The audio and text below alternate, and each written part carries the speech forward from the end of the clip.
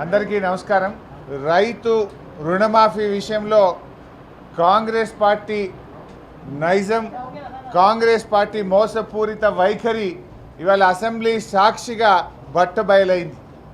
ఇదే కాంగ్రెస్ పార్టీ ఆ రోజు ఎన్నికల ముందు రైతులు పరిగెత్తండి, కేసీఆర్ గారు రుణమాఫీ చేసినా మీరు మళ్ళీ రుణం తెచ్చుకోండి, మేము కాంగ్రెస్ పార్టీ అధికారంలో రాగానే 2 లక్షల రుణమాఫీ ఏకకాలంలో చేస్తామని రైతులను ఆశ చూపి ఓట్లేయించుకొని అధికారంలోకి వచ్చారు. వాస్తవానికి రైతు రుణమాఫీకి కావలసిన డబ్బు బ్యాంకర్లు చెప్పింది 49,500 కోట్ల రూపాయలు. బడ్జెట్లో బట్టి విక్రమార్క గారు 31,000 కోట్ల రుణమాఫీ ఏకకాలంలో చేస్తామని బడ్జెట్లో చెప్పారు. రాష్ట్ర ముఖ్యమంత్రి రేవంత్ రెడ్డి గారు ఈ రాష్ట్రంలోని దేవుళ్ళ మీద అందరి మీద ఒట్లు పెట్టుకున్నాడు. భద్రాద్రి రాముడి మీద పెట్టుకున్నాడు, యాదాద్రి లక్ష్మీనరసింహస్వామి మీద పెట్టుకున్నాడు. ఈ రాష్ట్రంలోని అన్ని దేవాలయాల్లోకి వెళ్ళి దేవుళ్ళ మీద, దర్గాల మీద, మసీదుల మీద, చర్చిల మీద ఒట్లు పెట్టి ఇవాళ రేవంత్ రెడ్డి గారు మాట తప్పారు. ఈరోజు మేము అసెంబ్లీలో రాష్ట్రంలోని రైతుల పక్షాన్ని అడిగాం, మీరు బడ్జెట్లో 31,000 కోట్లు పెట్టారు, మీరు చేశామని చెప్తున్నది 20,000 కోట్లు, రైతులకు చేరింది 15,000-16,000 కోట్లు కూడా చేరలేదు. 2 లక్షల లోపు రాష్ట్రంలో లక్షలాది మంది రైతులకు రుణమాఫీ కాలేదు. 2 లక్షల పైన ఉన్నటువంటి వాళ్ళు కూడా ముఖ్యమంత్రి గారు పరిగెత్తండి, మీరు 2 లక్షల పైన ఉన్న డబ్బు కట్టండి, మీరు కట్టిన మరు క్షణంలో రుణమాఫీ చేస్తామని రేవంత్ రెడ్డి గారు కూడా సభల్లో చెప్పారు.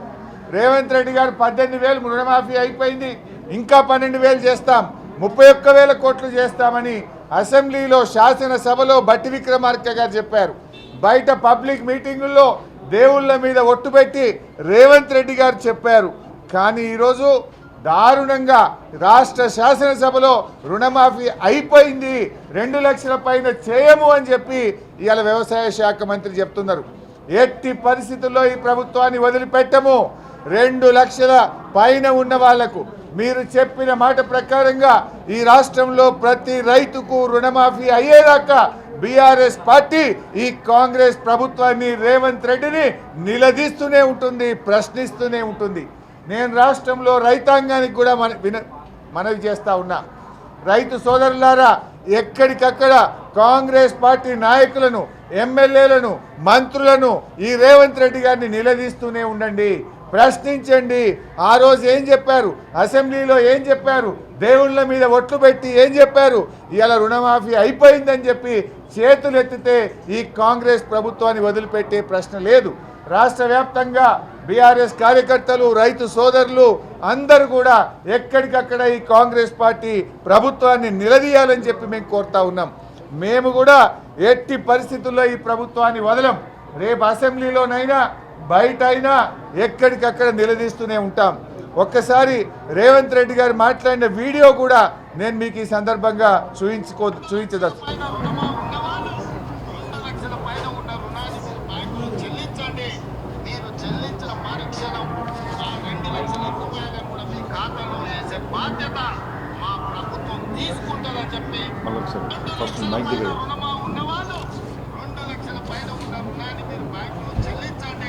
మీరు చెల్లించిన మరుక్షణం ఆ 2 లక్షల రూపాయలను కూడా మీ ఖాతాలో వేసే బాధ్యత మా ప్రభుత్వం తీసుకుంటారని చెప్పి నేను ఆ రైతాంగానికి తెలియజేస్తున్నాను. ఏమన్నారు రేవంత్ రెడ్డి గారు, 2 లక్షల పైన రుణం ఉన్న వాళ్ళు మీరు వెళ్ళి ఆ పైన ఉన్న రుణాన్ని బ్యాంకులో చెల్లించండి, మీరు చెల్లించిన మరుక్షణం ఆ రుణమాఫీ చేసే బాధ్యత నేను తీసుకుంటా అన్నాడు. నేను అడుగుతా ఉన్నా, రేవంత్ రెడ్డి ఏమైంది నీ బాధ్యత? దేవుళ్ళ మీద ఒటువంటి మాట చెప్తావు, అసెంబ్లీలో చెప్పి మాట చెప్తావు, పబ్లిక్ మీటింగుల్లో రైతులకు ఇచ్చిన మాట నిలబెట్టుకోవా? రేవంత్ రెడ్డి గారు, మీరు పాలమూరు బిడ్డ అంటారు, పాలమూరు బిడ్డవైతే, నీకు పౌరుషం ఉంటే, నిజాయితీ ఉంటే, మాట మీద నిలబడే వ్యక్తివైతే నువ్వు వెంటనే నీ మంత్రి గారు ఇలా అసెంబ్లీలో రుణమాఫీ అయిపోయింది అన్నాడు, దాన్ని ఖండించు. ఇచ్చిన మాట ప్రకారంగా నువ్వు 2 లక్షల పైన ఉన్న వాళ్లకు 2 లక్షల లోపల ఉన్న వాళ్లకు అసెంబ్లీలో బడ్జెట్లో చెప్పిన దాని ప్రకారంగా 31,000 కోట్లు రుణమాఫీ చేయాలి అని నేను రేవంత్ రెడ్డి డిమాండ్ చేస్తున్నా. రేవంత్ రెడ్డి, నువ్వు దేవుళ్ళ మీద పట్టుబెట్టినావు. దేవుడి శాపం తగులుతుంది, పాపం తగులుతుంది. దేవుడు వదిలిపెట్టడు. నీతి నిజాయితీ ఉంటే, దేవుడి మీద భక్తి ఉంటే, చర్చి మీద ప్రేమ ఉంటే, దర్గా మీద పెట్టిన ఒట్టు మీద విశ్వాసం ఉంటే తక్షణమే మీ మంత్రి గారి వ్యాఖ్యల్ని ఖండించండి. 2 లక్షల రుణమాఫీని ఎప్పట్లోగా చేస్తారో, 31,000 కోట్లు ఎప్పటిలాగా పూర్తి చేస్తారో ఈ రాష్ట్ర ప్రజలకు స్పష్టమైన హామీ ఇవ్వాలని డిమాండ్ చేస్తున్నాం. లేకపోతే బీఆర్ఎస్ పార్టీ రాష్ట్ర వ్యాప్తంగా పెద్ద ఎత్తున పోరాటానికి శ్రీకారం చుడుతుంది. రైతులు మిమ్మల్ని ఎక్కడికక్కడ నిలదీస్తూనే ఉంటారు, ప్రశ్నిస్తూనే ఉంటారు తప్ప మిమ్మల్ని వదిలిపెట్టం. రేపు అసెంబ్లీలోనైనా ప్రజాక్షేత్రంలోనైనా రైతాంగానికి పూర్తి రుణమాఫీ అయ్యేదాకా కూడా బీఆర్ఎస్ పార్టీ రైతులకు అండదండగా ఉంటుంది, రైతుల పక్షాన పోరాడుతుంది, రైతులకు న్యాయం జరిగేదాకా కూడా ఈ ప్రభుత్వాన్ని నిలదీస్తూనే ఉంటుంది.